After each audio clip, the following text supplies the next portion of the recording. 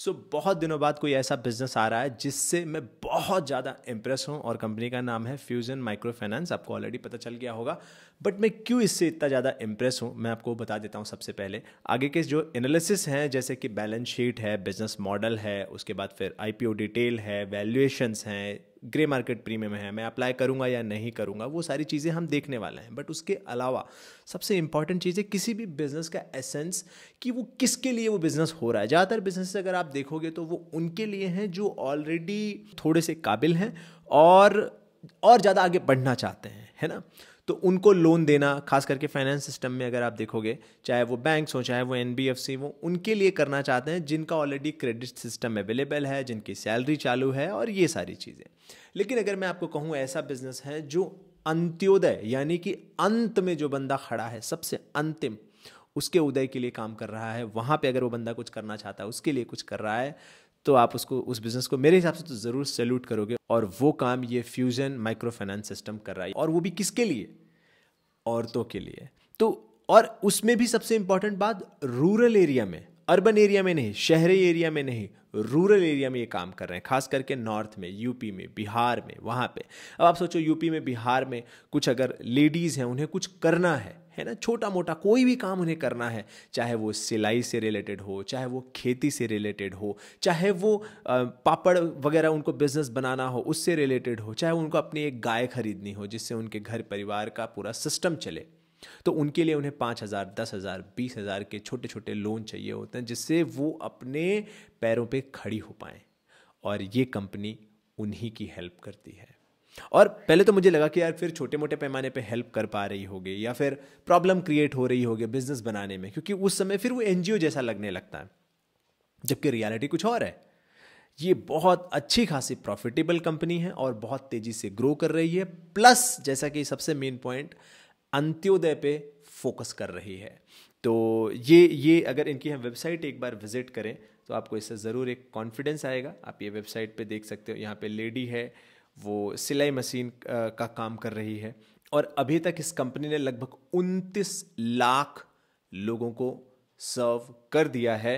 1,000 के करीब ब्रांचेस हैं, 377 डिस्ट्रिक्ट में अवेलेबल हैं, 19 स्टेट में लगभग ऑल ओवर इंडिया प्रेजेंस है, और लगभग 7,000 करोड़ का एसेट अंडर मैनेजमेंट है इनके।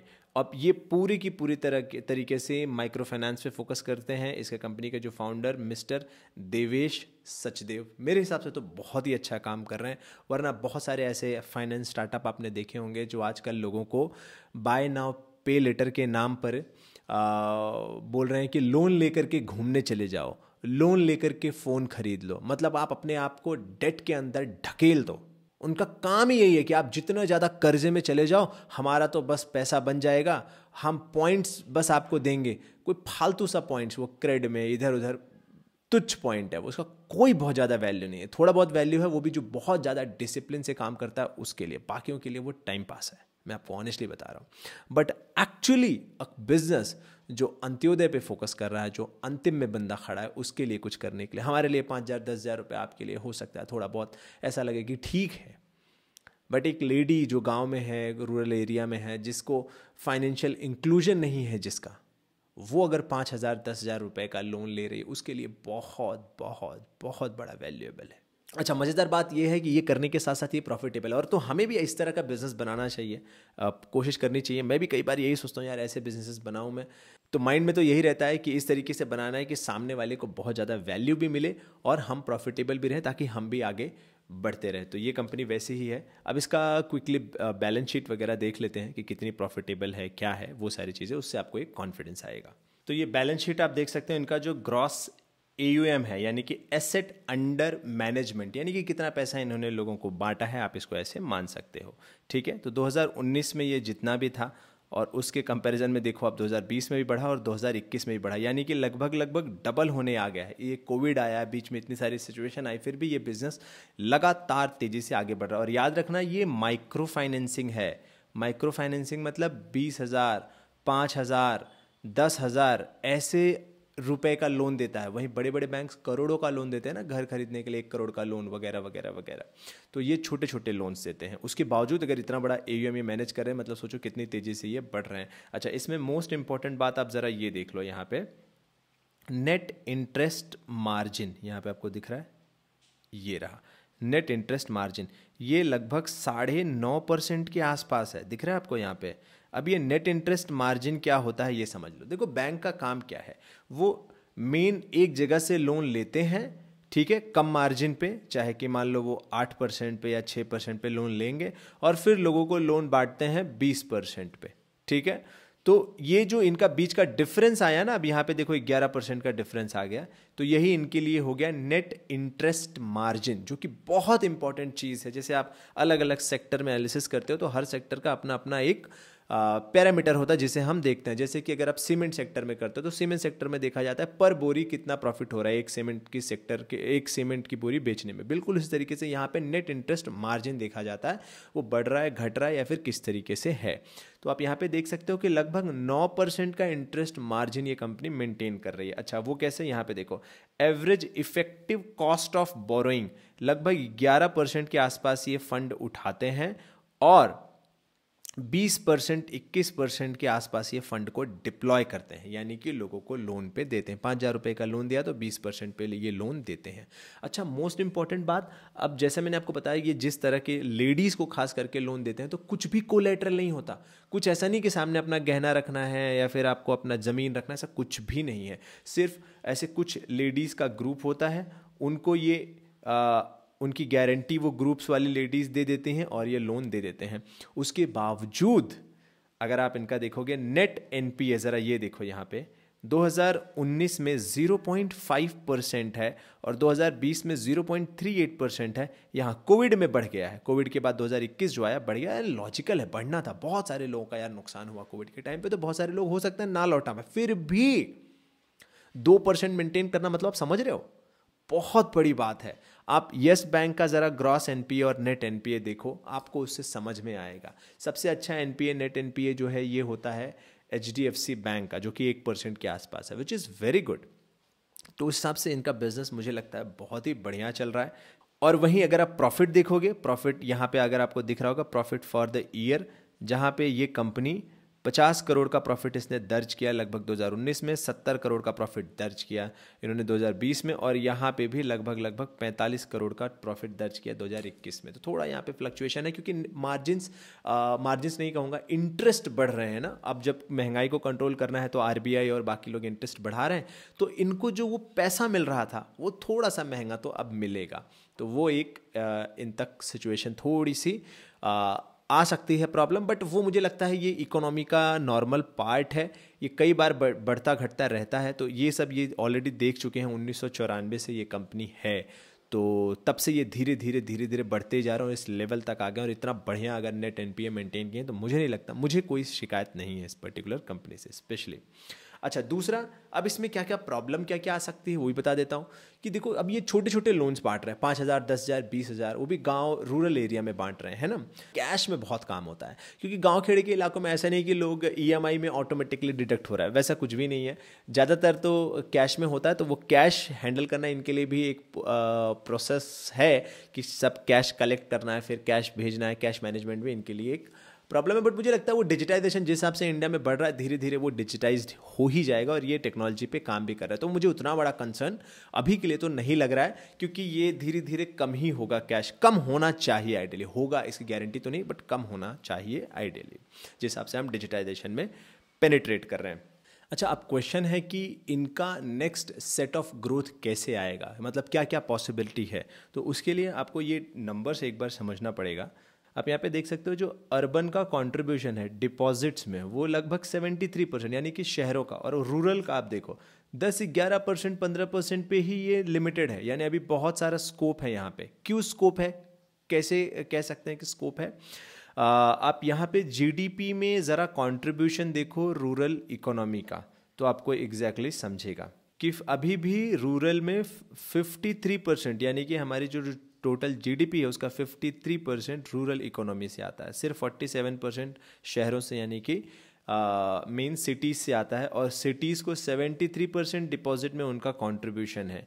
वहीं अगर आप क्रेडिट वाइज देखोगे तो क्रेडिट ज़्यादातर शहरों में ही अवेलेबल है, गाँव में इतना ज़्यादा अवेलेबल है भी नहीं, तो वहाँ पे एक चांस है अभी और भी।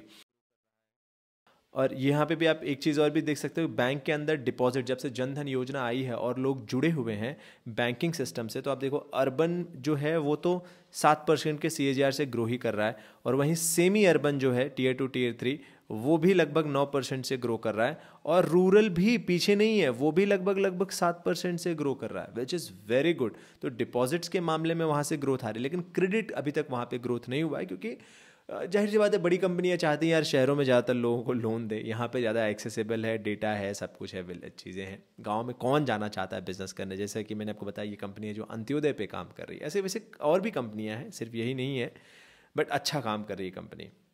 दूसरा, अगर आप माइक्रो फाइनेंस इंडस्ट्री की ग्रोथ अगर आप देखोगे तो ये जो चॉकलेटी वाला कलर है ये माइक्रो फाइनेंस इंडस्ट्री, जरा 2016 में देखो 67% की ग्रोथ, फिर 23%, 33%, 42%, FY20 में भी 16%, और यहाँ पे 35%। सबसे तेज जो ग्रोथ है वो माइक्रो फाइनेंस की ही हो रही है, यानी इन छोटे छोटे लोन्स को लेकर के।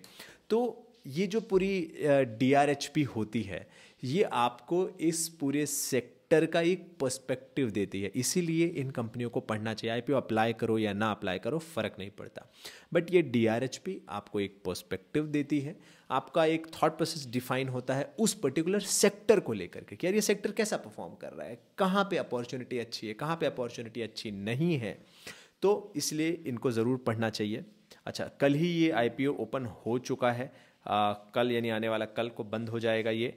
अलॉटमेंट 10 तारीख को आपको पता लग जाएगा, अगर नहीं लगा तो 11 को रिफंड इनिशिएट हो जाएगा। लिस्टिंग डेट 15 नवंबर को है इस पर्टिकुलर कंपनी के। 8 शेयर प्राइस 350 रुपये का है, और इसका जो EPS है, अर्निंग पर शेयर, वो आई थिंक लगभग 9 रुपये का है। Let's check in the sheet.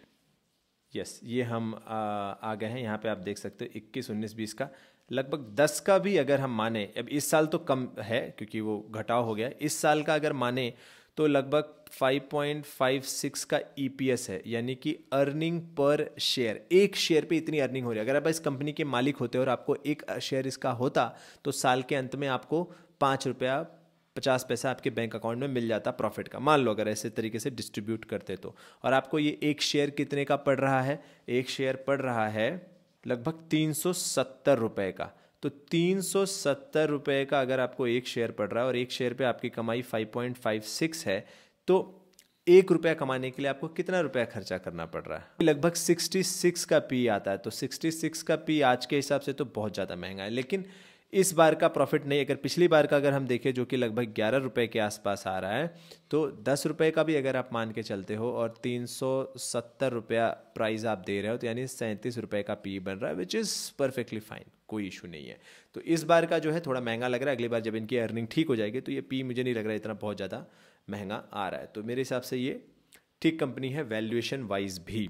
और पी वाइज जो इनके और भी लिस्टेड प्लेयर्स हैं, जैसे कि क्रेडिट एक्सेस है, फिर उसका स्पंदन है, बंधन बैंक है, उज्जीवन है, सर्वोदय बैंक है, ये जो है सूर्योदय बैंक है, इनका पी अगर आप देखोगे किसी का 70 है, किसी का 30 है, 22 है, ये तो बहुत ही ज़्यादा महंगा है, ये 150 है। तो फिर भी एवरेज अगर आप निकालोगे तो 30-35 के आसपास आ जाएगा इन सबको। तो ये भी अगर 37 के पी पे आ रहा है तो बहुत बढ़िया। हाँ, अगर मैंने बताया जो लेटेस्ट इनकी अर्निंग है उनके हिसाब से 66 का पी बनता है, पुरानी अर्निंग एवरेज के हिसाब से देखेंगे तो 37-36 का पी बनता है, विच इज़ परफेक्टली फाइन। तो वैल्यूएशन वाइज मुझे तो कोई प्रॉब्लम नहीं लग रहा है एटलीस्ट। तो ये कंपनी का टोटल इशू साइज जो है वो लगभग 1100 करोड़ का, जिसमें से 600 करोड़ कंपनी के पास जाएगा और 500 करोड़ ऑफर फॉर सेल है, यानी कि इन्वेस्टर्स के पास जाएगा। अच्छा, एक और इंपॉर्टेंट बात कि इस कंपनी के जो एक इन्वेस्टर हैं वॉरबर्ग, आप कैसे प्रोनाउंस करना है वो आप देखना, वॉरबर्ग है या वारबर्ग है, तो ये स्क्रीन पे आपको दिख रहा है। बहुत ही फेमस इन्वेस्टर है, इन्होंने बहुत अलग अलग जगह पे इन्वेस्ट किया हुआ है और बहुत फेमस कंपनियों में, जैसे कि 58, ये बहुत बड़ी कंपनी है, चाइना की जॉब प्रोवाइडर है। क्यों मुझे मालूम है ये 58 वो जॉब वाली कंपनी है, क्योंकि वर्क इंडिया का मैं को फाउंडर हूँ, जो कि जॉब अपॉर्चुनिटी वाली कंपनी है जो इंडिया के लिए काम कर रही है, तो इससे मुझे ये पता है। और इसके अलावा और भी अगर आप देखोगे, आंट ग्रुप, अलीबाबा ग्रुप, इसमें भी इसने इन्वेस्ट किया हुआ है। बोट, ये आपने ज़रूर सुना होगा। इसके अलावा एक्चुअली तो बहुत सारे, इसमें ओला भी है आई थिंक। ये रहा फ्यूजन माइक्रो फाइनेंस, ये पहली माइक्रो फाइनेंस कंपनी जिसमें इन्होंने आकर के इन्वेस्ट किया, 2018 में इन्वेस्ट किया, which is very good thing. IDFC first bank में इन्होंने इन्वेस्ट भी किया हुआ है, एंड देन मेड प्लस में इन्वेस्ट किया है, PVR में इन्वेस्ट किया। तो इनका पोर्टफोलियो काफ़ी अच्छा है। रिविगो, वो जो एंग्री बर्ड, तो एक अच्छे इन्वेस्टर ने इसमें इन्वेस्ट किया है, which gives a positive confidence कि कंपनी में अच्छा खासा दम है। अब देख लेते हैं ग्रे मार्केट प्रीमियम क्या है इस पर्टिकुलर कंपनी का। तो अगर आप ग्रे मार्केट प्रीमियम देखोगे, जैसे मुझे यहाँ पे जो दिख रहा है, वो लगभग 24 का चल रहा है, यानी 7-8% का चल रहा है। तो लिस्टिंग गेन वाइज आपको 7-8% मिलने के चांस है, जो कि मुझे लगता है कि सिर्फ लिस्टिंग गेन के लिए अप्लाई करना है तो मत करो, मैं भी नहीं करने वाला। बट ये कंपनी, फिर से मैं बता रहा हूँ, बहुत अच्छी कंपनी है, माइक्रो फाइनेंस में है, मैं इसको अपने रडार पे ज़रूर रखने वाला हूँ। अगर मुझे और सस्ते भाव में मिलेगी लिस्ट होने के बाद, तब का तब देखेंगे। सो ये था पूरा complete analysis about this particular company. I hope आपको इससे एक समझ आई होगी चीज़ें, और आपको एक पर्सपेक्टिव मिला होगा फाइनेंस इंडस्ट्री को लेकर के। सो अगर आपका कुछ फीडबैक है, कुछ पॉइंट ऑफ व्यू है, तो प्लीज़ डू कमेंट। मिलते हैं नेक्स्ट IPO वाले वीडियो में। Thank you so much and जय हिंद।